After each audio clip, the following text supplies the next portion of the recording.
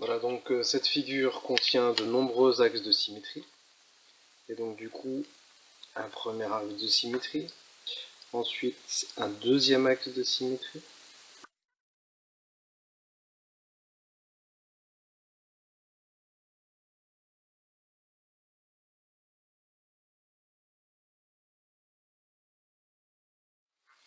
donc cette figure contient 8 axes de symétrie.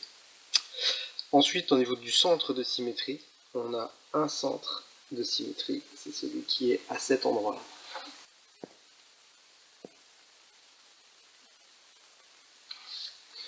Alors ici, avec le papier calque, si je décalque cet élément-là, pour passer de la figure 1 à la figure 2, je vais donc effectuer une rotation. Le centre, on va bien avoir ici ce point I, et quand je fais pivoter, je me retrouve ici en fait sur le carré 2. Alors l'angle de la rotation, on va le calculer tout à l'heure, mais en tout cas ce qui est certain, c'est que le carré numéro 2 est l'image du carré numéro 1 par la rotation de centre. Alors le centre, c'est I. Et l'angle, et bien du coup, en fait, tous ces angles qui sont par là sont des angles qui sont identiques. Voilà. Et donc du coup, j'en ai 1, 2, 3, 4, 5, 6, 7, 8. J'ai 8 angles qui mesurent tous le même nombre de degrés. Et donc du coup, on est bien sur du 45 degrés, parce qu'on a fait ici 360 divisé par 8, et donc du coup, on est bien sur 45 degrés. Ok? On a bien tourné dans le sens des aiguilles d'une montre.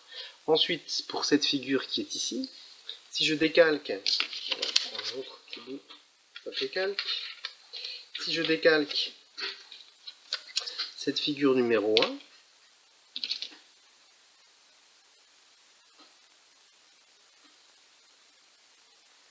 voilà, que je fais pivoter autour de ce point-là, et bien du coup, j'obtiens bien cette figure.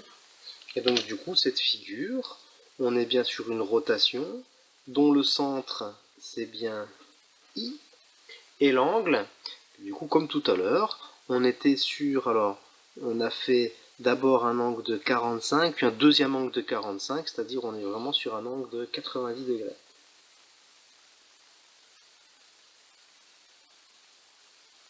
Ok.